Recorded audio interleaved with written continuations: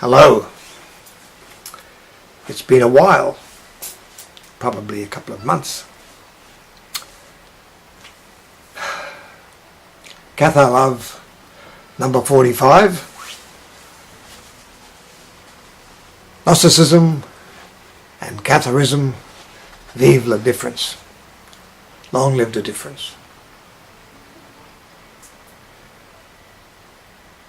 A number of things have happened. I have been on the book for many years, on and off, but I've been determined to finish this particular book. It's about half my life. The first half of my life was somewhat violent, having been in a few wars. So I call the book 3 Wars a Soldier. Here it is.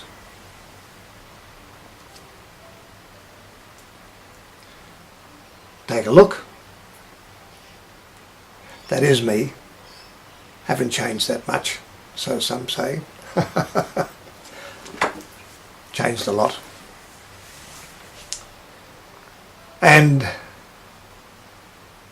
so it seems odd in some ways promoting not so much Gnosticism, but Catharism, because Catharism is love everybody, everywhere,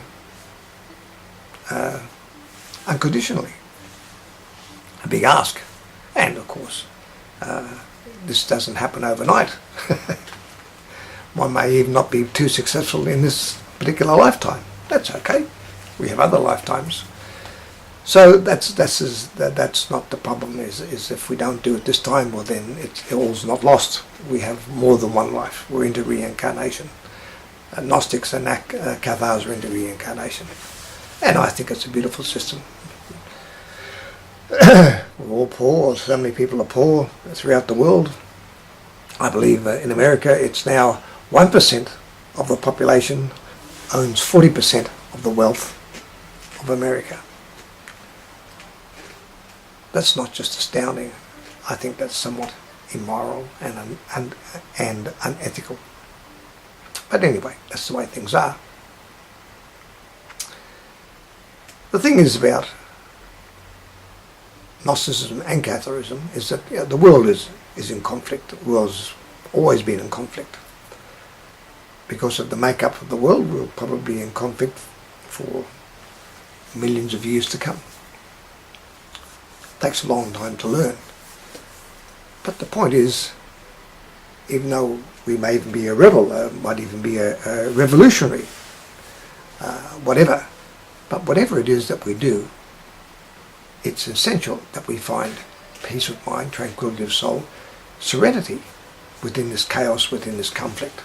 This is important because this is to do with our own health, our own emotional health, which is so important, and nothing at all to do with Gnosticism and Catharism. This should be for everybody to find that serenity. This is a very good ambition. So, if you have serenity, really, if you've peace of mind, you've got pretty much everything. If you haven't got that, it doesn't matter how much money you've got or how much money you haven't got. We went over last time, are you a Gnostic or a Cathar? And without going into detail, Gnosticism is believing in a source. From that, a light broke away, a divinity created the known world as we know it. Beyond our soul we have a divine spark, and ultimately that divine spark will return to the source. This is Gnosticism, that's all it is. Catharism is a little bit deeper. Catharism is more mystical. I'm keeping this to its essentials because there's many forms of Gnosticism and there's various strains of Catharism, but keeping it down to its simplest terms. So Catharism is more about evolving to the point where we love everybody, everywhere, and unconditionally. It's a process, a journey. But also with Catharism, it's very much into your outer guidance, into your spirit guide, connecting with your guide one way or the other. You might actually, which I did for 10 years, I actually heard her and spoke as we are speaking now. And I had that a 10-year period, and then I had a 10-year period of healing, and that seemed to come and go, which is okay. Now I'm doing this. That's fine. And connecting with your guide can take many forms. It can be like automatic writing. You get up and suddenly this information seems to flow to you. It could be on any subject. It could be healing. It could be just a connection, or just things seem to go your way. But one way or another, it might be quite unique. But if you move on the Cathar path, you must become involved with guidance, with your spirit guide, one way or the other. But your system may not be my system. That's okay. So there is a difference between Gnosticism and Catharism. One thing about both of them, which I feel is great, it's a fairly it's a cost-saving belief systems. They're not religions, they're philosophies. Religion, we have our sets of truths, our commandments, which are cemented in. With Gnosticism and Catharism, what happens, you're expected to think for yourself. If it's a particular subject, investigate it. Go into that particular subject. Think about it. Come to a conclusion. Get the facts, what it's all about, and arrive at some conclusion, and then use it if you can. It's actually similar to the intelligence process in the army. Collection, collation, intelligence, collection, collation, interpretation, and dissemination. That's what is forgotten. So you collect information. You get this facts from here, from internet, from books, from this, from that, from your friends, from discussions. You put it together. You then put what this belongs to that, and that belongs to this, and so forth. And when you put that all together, and you've got it put down there, and you've got it in some form of order in your mind or physically, then from that you get your facts and information, which we term intelligence. And from that, the point is that you give it to somebody else, or you use it for yourself, or whatever. That's dissemination. So in some ways, the Gnostics are meant to go through the intelligence process and go into a subject, not just, as my old teacher said to me once, the Chinese herbalist, he said, if you just read one book about a subject, one book, but you read it from beginning to end, already you know more about that subject than so many other people. If you read 2 books on that subject, you are now becoming very knowledgeable on that subject. If you read 3 books on that specific subject, you're becoming an expert. So, because not that many people will investigate things to the limit of even buying 3 books. So if you're into Catharism, I would hope that you've bought books on the Cathars, and you know something of the history of the Cathars and what it's about. This is medieval Catharism, how it got to that particular point. And understanding what modern day Catharism and Gnosticism is about. Henri, Cathar perfectly, and I was questioning once about something that happened around the time of Jesus, and he said, look, don't worry yourself about past facts or fictions. What really matters is here and now, today, your relationships at the moment. And he's got a good point, because I was looking at the Gnostic Gospels, Christian Gnostic Gospels, the Gospels of Philip, and the language is quite beautiful. But it isn't easy to comprehend, because they talk in myths and fables to get you to understand it. And of course it's giving a different version, a Gnostic version of Jesus, because these were Christian Gnostics. So what I'm basically about is trying to show Gnosticism as a pure Gnosticism, unmuddied by Islam or Christianity or Judaism. And the same goes with Catharism. A friend of mine, her sister actually had been very troubled because their mother died. And she believed that her dead mother, was visiting her in her sleep. So anyway, her boyfriend, he managed to contact a medium who's quite a well-known medium in Australia. And she's had remarkable successes. So they made an appointment and she went and saw her. And of course, they're Chinese. So they were worried there might be a bit of a problem with the mother being Chinese and not speaking English, but it's anglicised. So, and as she spoke, and she had a system, and she just said, she said flowers, and of course her mother loved flowers, dumplings, and of course they used to make dumplings, but she said when she died, her mother, when her mother died, her guide, who was a very well-spoken Chinese philosopher, and he took her through to her family on the other side in the world of spirit. And it was great hearing that. And she just went through all these different things, and she said her mother, she really loves enjoying her food, and she's still enjoying food on the other side. But she does come to her daughter, and she puts her hand on her heart, because she's trying to say, look, I'm happy, I'm home, you're the one with the problem, and you need to gain peace of mind. Here, I'm fine. So her mother was coming and giving her messages, but trying to help her daughter, because they often say that, by our grief and so forth, we can actually hold back the souls on the other side from continuing with their journey, because they're concerned about our welfare. And this is not Gnosticism, this is not Catharism, this is the way it is. But this is very much a part of Gnosticism and Catharism. We go to the world of spirit when we die. There's all these mediums. My medium was Susie, unfortunately. She went back to New Zealand. She was fabulous. My mother and father were there. My guide, Breda, was always there.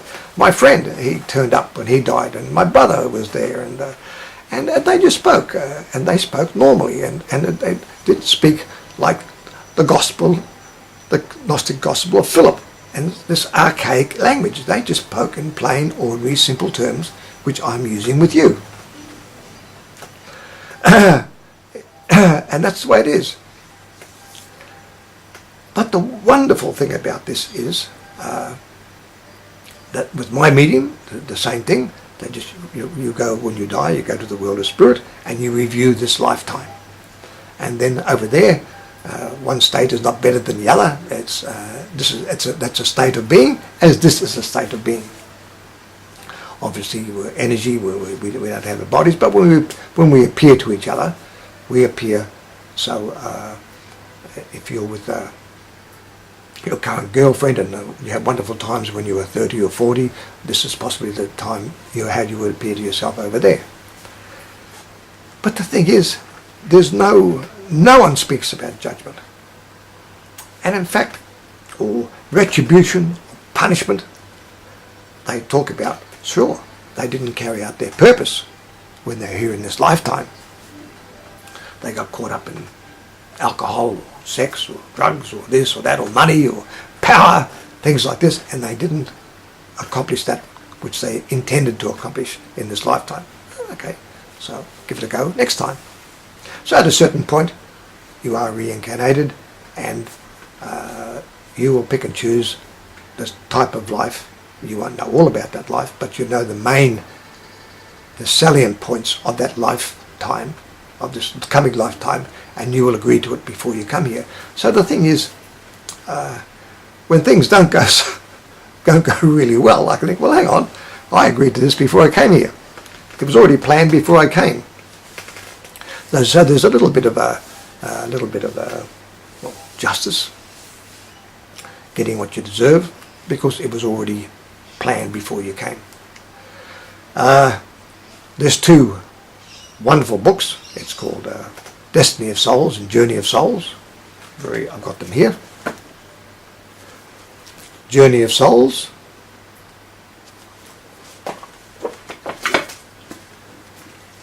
And his second one, Destiny of Souls, by Michael Newton. And he's a hypnotist. And he just asked these case histories what actually happens when you died. And they exited through their head or whatever. But there's no, when you're actually dying, there's no pain. You go to this world of spirit, often wait until the funeral is over. And even though each case history is quite different that he's got in all the books, they all go through the same process. And it doesn't matter if they're Christian or Muslim or Jewish or skeptics or no religion whatsoever. Everybody goes through the same process. And everybody is met by the spirit guide. If they're a young soul and they haven't reincarnated very often, they may be met by a family member.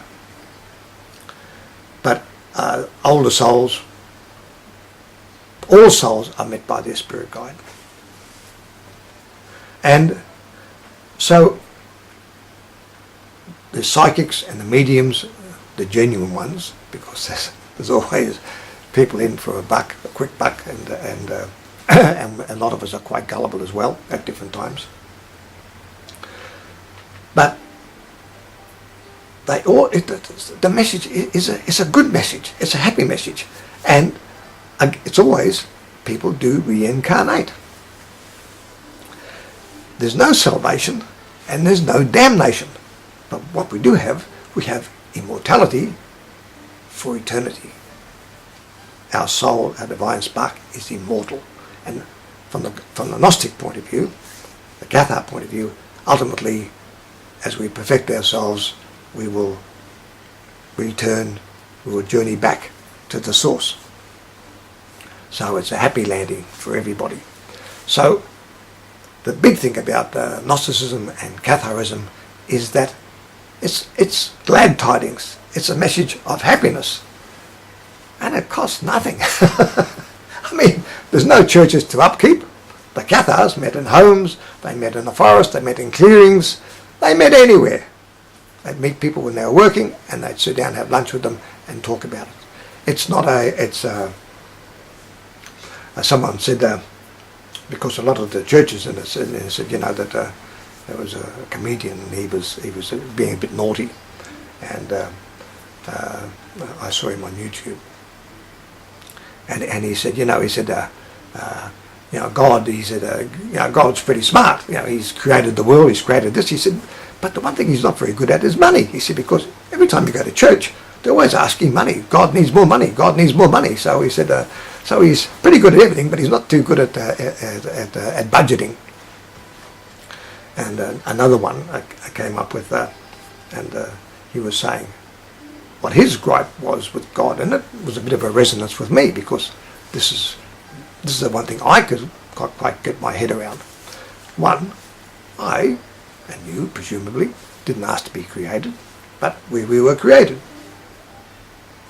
So here's this object of creation, in this case me, and if I break the rules, and I've broken a lot, shalt not kill, I've killed, for country of course, shalt not commit adultery, I've done that too, shalt not steal, well, I haven't done too much stealing. I can't say I can probably say I don't think I've cheated anybody in my life.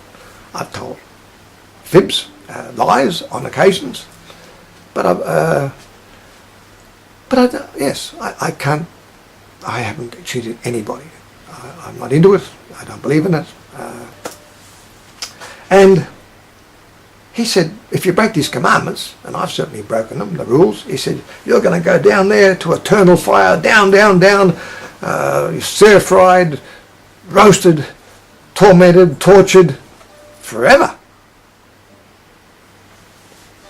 But he loves you. So very hard to put those two things together, because if I love somebody or something or anything, the last thing I'm going to do is, and especially if I've created that particular thing, the last thing that I would do is damn it to eternal fire. And yet, this is the basis of so many religions. You go to heaven or you'll go to hell. It's one or the other. So, with Gnosticism and Catharism, that flies out the door. So, the basic difference, getting back to between Catharism and Gnosticism, is that Catharism is more of a mystical nature. You're certainly getting into the more mystical aspects of life, because we transform, we try and make changes to our lives, so we transcend our normal life. So we're trying to live better lives, be kinder, gentler, assist each other, be more loving as individuals. And it's a philosophy, it's a way of living. But in doing that, with Catharism, and if you're serious about Catharism, that you must connect sooner or later, one way or another, with your spiritual guide. It may take time, but if you're serious and you're sincere, this is an aspect of Catharism which it's a gift that will be given to you. The way it's given to you may not be the way it's given to me, and the way it's given to me may not be the way it's given to that person over there, but it will be given to you. On that note, I'll say bye for now.